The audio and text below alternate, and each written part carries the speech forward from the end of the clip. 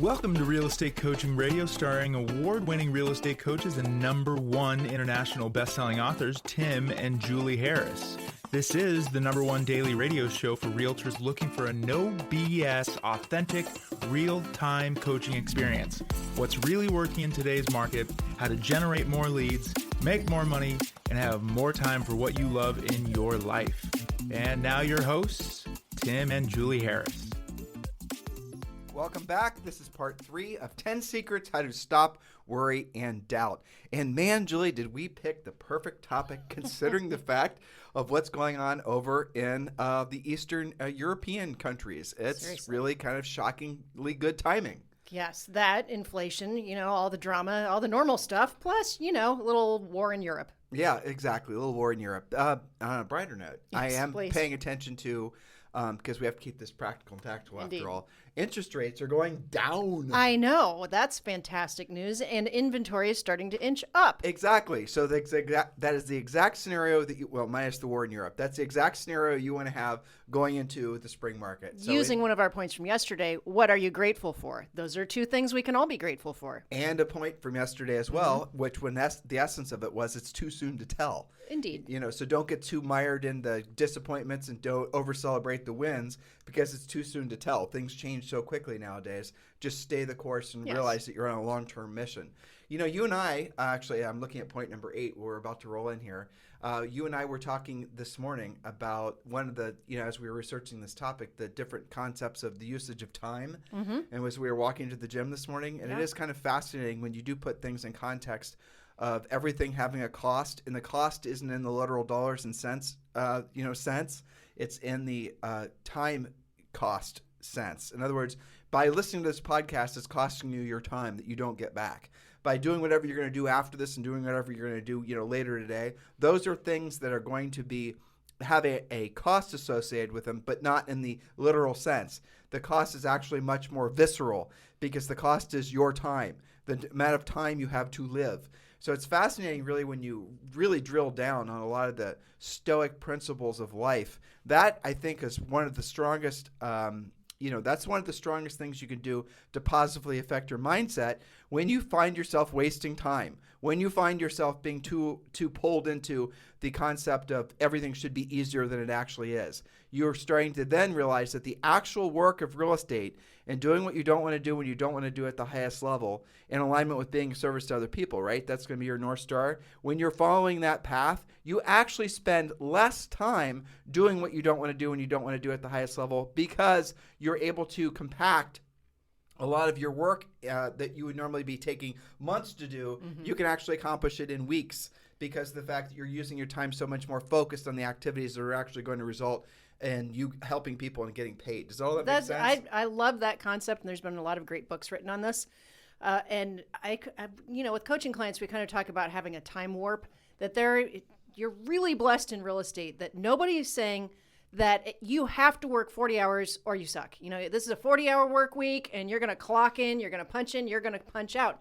No, some of our most efficient, most profitable coaching clients have figured out that they can do that compression of dollar productive activity, especially in the beginning of the day when you have your most energy, you're really focused, haven't had anything weird happen to you yet, hopefully, and you've got appointments in the afternoon. They can compress all of the important stuff into a certain chunk of time. Now, everybody's a little bit different. Some of them that are highly skilled can be on the phone for an hour, do some lead follow-up, do some proactive lead generation, set a new appointment, and be on their way. Now, if you're just learning, it might take you 2 or 3 hours, but it's going to take you less time than if you're screwing around doing things, to your point, that eat the life out of your time that you're not going to get back. Yeah, so how do I express this? We were trying to figure out how to express this on our walk, right? Mm-hmm. If you actually spend 2 or 3 hours intensely working every day, doing what you're supposed to do, doing what you don't want to do when you don't want to do it at the highest level, the important stuff. If you do that for 2 or 3 hours every single day, you actually will find yourself with more time to do other things because the time that you otherwise would have been spending doing all the time wasting things, hoping that they'll get you some kind of result, you don't do them anymore. Now, here, let me put it in a more simplistic way as I'm working through this in my mind.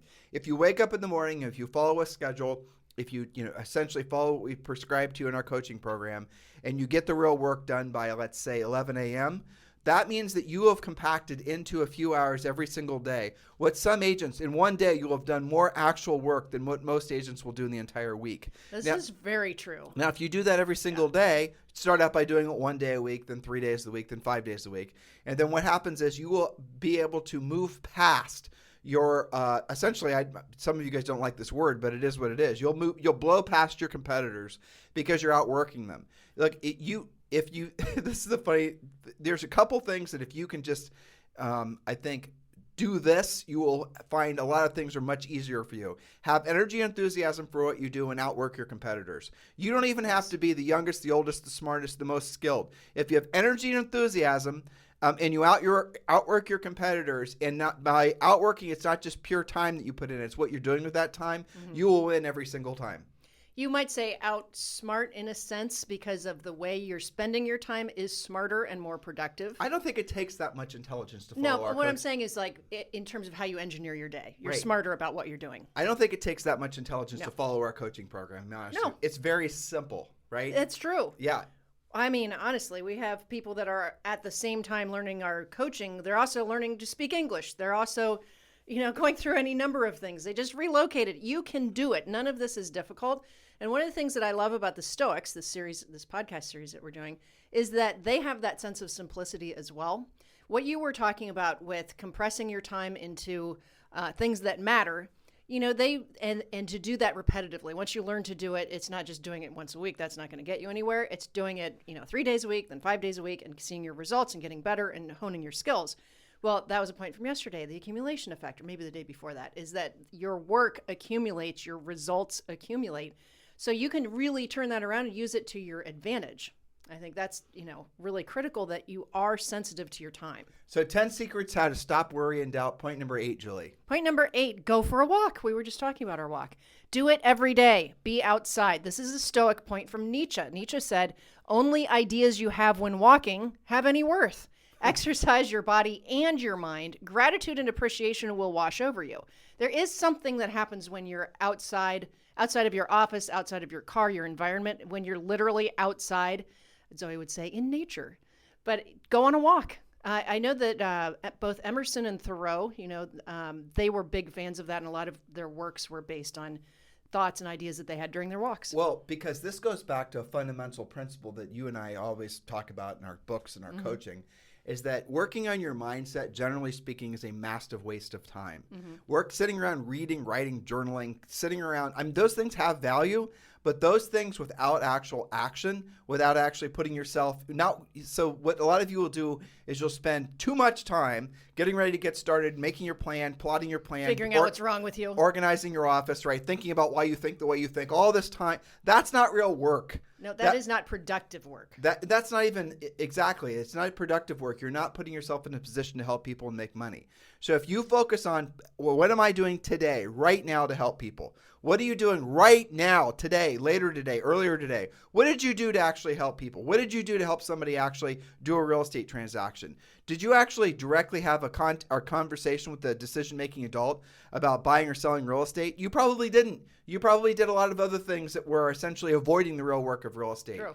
Well, here's the thing. You will learn more. You will improve your mindset faster. You will become a better person quicker if you actually do the work while you're trying to work on your mindset. If you don't like your mindset, if you don't like your skill set, get in front of sellers immediately, because that's going to put you in a position where you will magically, almost without thinking about it, well, mostly not without thinking about it because you're going to feel the pressure of not screwing up, you will master our scripts just like that, snap of the fingers. Whereas a lot of you will, I don't want to do any real work. I have to have a role play partner. I need an accountability partner. I have to memorize the scripts. I have to memorize the script. I need to practice them before I make a phone call. Make the phone call, even though you're not good at it yet, and the experience of doing it will actually make you better at it.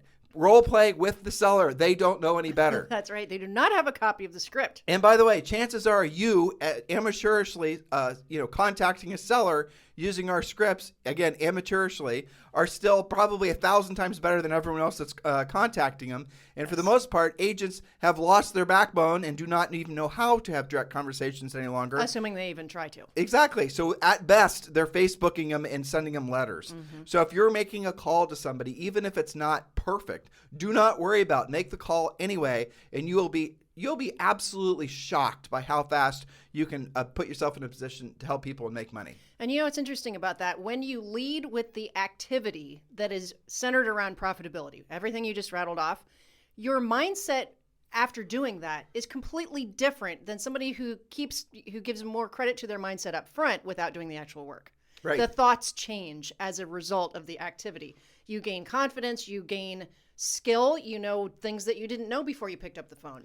Now, point number 9 is keep a journal, but I'm going to add a little bit to this after Julie reads the point to make it a little bit more practical. But go ahead, Julie, with point number 9. Yes, so point number 9, keep a journal. Don't overthink it. Just get started. Do it every day. There are gratitude journals, daily one-line journals, or just pick up a blank book and start writing. A planner is for appointments. That's different. And accountability. A journal is for your thoughts, feelings, observations, and emotions. And I would say the journaling is in support of the work you do. It is not the work itself. Exactly. And the point is not to basically write this long-form autobiography about all your thoughts and emotions. The whole point of keeping a journal is not to try to Dr. Phil yourself. It's just to write down what you're thinking and you're feeling, because it does give you an opportunity to remove those things from your mind. And when you write them down on a piece of paper, it's almost like you're relieving yourself of the burden of having some of the thoughts. Now, a more practical thing to do, or in addition to this, one of the things we'll suggest you do is actually do a daily brain dump. And that's where you write down everything that's in your mind on a yellow piece of paper. You know, I've done it personally both ways and had coaching clients over the years do it both ways, where they email themselves a brain dump and write it down. Writing it down, because it's intermixing, obviously, your hand holding a pen, writing it down on a piece of paper, your mind and your eyes, everything. It's more interactive. It's more cathartic. It feels better to write down all the things that are in your head. So if you find yourself overwhelmed with stress and you just cannot find your hard reset button to release yourself from that, write everything down. And you can start by just doing a massive brain dump. Write down everything that's in your head, business and personal, and don't stop writing until you cannot have another thought. And get in the habit of it. And when more thoughts, well, you do it the first time, and it's essentially like a big exhale, because you'll realize all the garbage that was floating around in your head, and then you'll kind of laugh at yourself if you've really been honest with yourself about what was in your head. So you write all of it down, you look at it, you realize, maybe it's a few pages, right? You look at it, then you realize how little of those things that were in your head occupying your time, occupying your ability to be present because you were thinking about them, how few of those things were actually even mattered. And that's kind of funny in a way, because you can kind of, again, you're looking at yourself and you're sort of realizing that maybe you can be allocating your time and your energy at a higher level. So then you just release yourself of those activities. And then even if you write down 50 things or 500 things, you'll find out that maybe 10% and then 5% and then 1% of those things actually matter. And then you go into another filtering process called do it, delegate it, or ditch it, where you decide which of those things you're personally going to have to do, which of those things you can delegate to somebody else, and which of those things shouldn't have been on your list in the first place. That's right. It's very cathartic, isn't it? It is. And you do that every single day. And then that's another form of journaling, because the things you wrote down were the things that were occupying your, cerebral potential, basically. Yes. And you're right that there is something, I forget what I read about it, but there is something specific about using your own handwriting coming from your brain. It's more, like when you learn a skill, actually our trainer was talking about this, when you learn a new physical skill that requires mental concentration, you're not just getting the muscles going, you're getting your brain going. And that happens when you do this brain dump by not just typing, but writing it out. Yeah, he gave us I don't know how to describe this, but this was a embarrassing experience, I have to say. So, he gave us a kettlebell, and I don't know how to describe it other than you're supposed to, and it was a 20 pound, 25? 20 or 25. Yeah. So you're supposed to take this kettlebell, not really fast, but you're supposed to swing it behind you about where your butt crack is then, and hand it off, and then switch hands without actually seeing the kettlebell, right? Continuously. Unless you have eyes on your back, right? But then you're supposed to do that in a constant circle. So if you're right-handed like Julie and I are, you'll have an easy time swinging it to the right and passing it off to your left hand. Is that right? And passing it off to your left hand behind you. Now, do it the opposite direction. Do it with your left hand, passing it off to your right. I couldn't do it. I had It's to actually, so weird. I had to stop and concentrate and said, Yeah. hold on, why can't I easily do this like I was doing at the out? And it's fascinating. And I remember that we had someone on the podcast, this was ages ago, and she was, well, long story short, she was explaining how our brains lose elasticity as we get older. And mine was clearly stuck in the mud, as he demonstrated with that kettlebell exercise. But she said, well, next time you're in the pool, notice how you tread water, and your legs will always go in the same direction, right? Think about this in your head, listeners. So you're going to start kicking your legs. You're treading water. Now do it the opposite direction. Like you have to stop. Without drowning, hopefully. Right, without sinking to the bottom. You have to stop and think about how to actually make your legs move in the opposite direction. It's very weird. And then after time, it actually gets a little bit easier. But what happens is, after you've done it, and this is the weird part, and I hope you guys all will experience this and take this stuff seriously. When you start realizing that you are losing elasticity in your brain is kind of forming to one specific pattern of behavior in every aspect of your life. And it does that obviously because it creates shortcuts to getting things done. But when you go and start forcing your physical body, remember the last point, to actually start doing things the opposite of the way they've always been done inside, the way you've always been doing things, you not only will obviously create more elasticity in your brain and your physicality, but you start to feel a little bit more awake. I don't know how else to describe it other than that. You're awake. You're literally awakening stuff that hasn't fired off in a while. You can feel the neural pathways. Again, I'm not a doctor. I'm just a goofy real estate coach. But you can feel the neural pathways almost waking up. Yeah, absolutely. Especially when you're given this exercise that looks like it ought to be easy, right? And in fact, a lot of the Lumosity exercises are based on switching things around in your brain and solving the same equation multiple different ways. So all of this is related at the end of the day. It all comes back to being present. But it is fascinating, too, because you wonder, like, nowadays when people are so dug in, so this is my opinion, this will always be my opinion, you wonder if a good hour a day with luminosity would actually improve their life dramatically. Well, I'm sure it would. Yeah. It absolutely does. So that's something for you guys to work on. Point number 10. This again from the Stoics, quote, grab the right handle. And I had never read this analogy before, so this is kind of interesting. Epictetus, hopefully I'm saying that right, who was born as a slave in Rome, one of our Stoics, said that you have a choice. You can either grab the handle that will bear weight or the handle that won't bear weight. Choose the right handle. Choose the opportunity for growth versus deciding to be the victim. And I think that's an interesting way to put a spin on having choice when you're in conflict, where you're dealing with something. What are you reaching for? Are you reaching for something that's going to help you, or are you reaching for a handle that's going to fail you? Yeah, I think it's fascinating. And that's actually a good tip for a coaching commercial, isn't it? Absolutely. So if you guys are ready to go to the next level in your real you. estate careers, exactly, do consider becoming a Premier Coaching member. Just text the word Premier to 47372. Text the word Premier to 47372. And you guys can become one of our Premier Coaching members for around $100 a month, depending on which path you choose. And that will entitle you to a daily semi-private coaching call. All of our scripts, all of our objection handlers, all of our presentations, all of our pre-listing pack, a pre-listing pack, there's only one. Everything about scaling up your business, about how to form a team, marketing, lead generation, every single thing we talk about on this podcast, you get as a Premier Coaching member. And all you've got to do is text the word Premier to 47372. Text the word Premier to 47372. Remember, message and data rates may apply. And don't forget your daily Facebook Live with actual live active coaches who are there to answer your questions, support you with your victories and your challenges every single weekday that happens. All right, so Julie and I are going to end today's podcast, and Julie, you're going to have to read this, with a last part of a 4 passage poem by Rudyard Kipling. Right, and this I heard this the other day. I've heard this before when I was in college, and I should have remembered it, but I think this is actually quite beautiful. But it's a great way to round the bend on our series about being in control of your mindset, being in control of your outcome, and becoming the best version of yourself as a human, but also as a real estate professional. That's right. And if you want to read the whole poem, it's called If by Rudyard Kipling. And I think maybe we'll post this on some of the notes somewhere. It's going to be posted on all the notes, actually. Very good. Yeah. So this is just the last part. If you can talk with crowds and keep your virtue, or walk with kings, nor lose the common touch, if neither foes nor loving friends can hurt you, if all men count with you, but none too much, if you can fill the unforgiving minute with 60 seconds worth of distance run, yours is the earth and everything that's in it, and which is more, you'll be a man, my son. So I think the rest of it is also great stuff. So make you guys, this is a good thing to maybe print out and post in your office somewhere. Yeah. Well, at the end of the day, guys, you are right now spending what essentially is your currency of your life on everything that you're doing. And if you've got to be responsible for that time because you don't get it back. You know that, right? You should know that. That should be, element one of your core, operating system, that you will not get time back.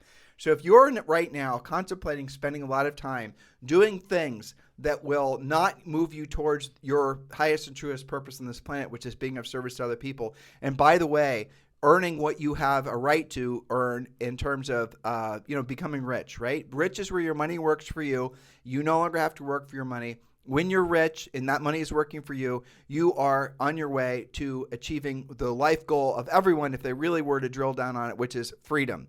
Being free of worrying about money is a gift that all of us should give to ourselves in this lifetime, because on the other side of not having to worry about money anymore, you can all of a sudden start exploring all different aspects of life that people who are beholden to having to earn money every single day never will even grasp that was an option for them. All of us are born into this life with the same basic opportunities, and it's fascinating to me, even with, some people will have, obviously higher IQs, they'll be better looking, taller, smarter.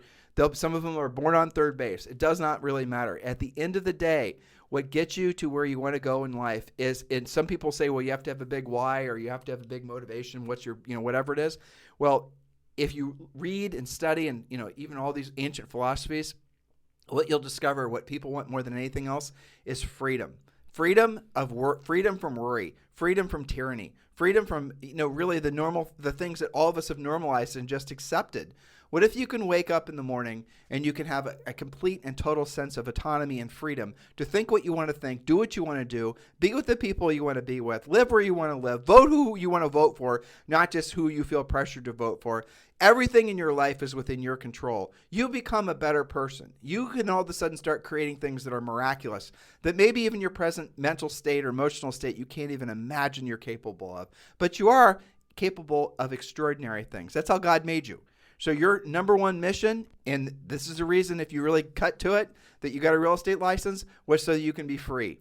And now some of you have gotten sidetracked, and you're leaning into the ego stuff, and you're wanting to be influencers, and you've found your dreams and your hopes and your ambitions have been co-opted by other people. Pull that back. Get back in control of that, and be back in alignment with being free. That is really, truly what you're going to be most thankful for, for the rest of your life. And you're also going to set the path forward for other people that you know, love, and trust, for they can follow you as well. Your family, your friends, your neighbors, your fellow practitioners. Everyone's going to be able to follow you because you will have achieved something that everyone truly wants. Look, people think they want tchotchkes and all that stuff's great. They want stuff and all that's great. They want, respect and all that's great. They want to be recognized, and they want all of the influence and all that. But really, at the end of the day, none of it means anything unless you're free. That's what the gift is, that real estate. You have that gift as real estate to create as much financial freedom as you choose to allow yourself, but it's always going to come back to being in alignment with your highest and truest purpose on this planet,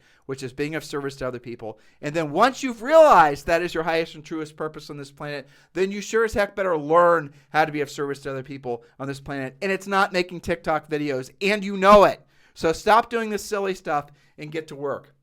We'd love to help you on your journey. We'd love it if you guys would consider becoming Premier Coaching students. Please do text Premier to 47372. Text the word Premier to 47372. Remember, message and data rates may apply. You guys have a fantastic day. And thank you for appreciating this podcast. The reviews we've been getting on iTunes and whatnot is great. We really love it, frankly, when you guys reinforce Julie and I talking about things other than real estate.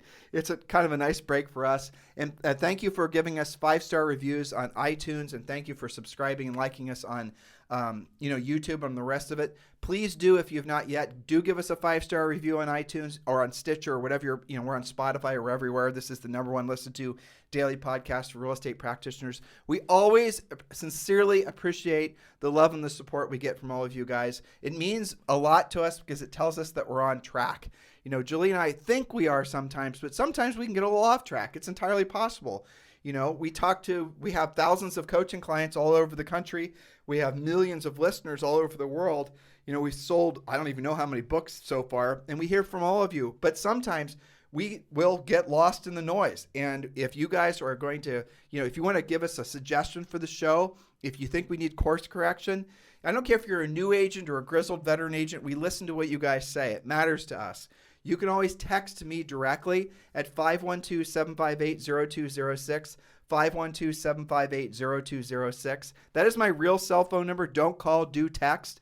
And then, give us some show suggestions. We certainly appreciate it. But in the meantime, for those of you who are ready to go to the next level, and most of you are, text the word Premier to 47372. Remember, message and data rates may apply. In the meantime, you guys have a fantastic day. We'll talk with you on the show tomorrow. This podcast is a part of the C-Suite Radio Network.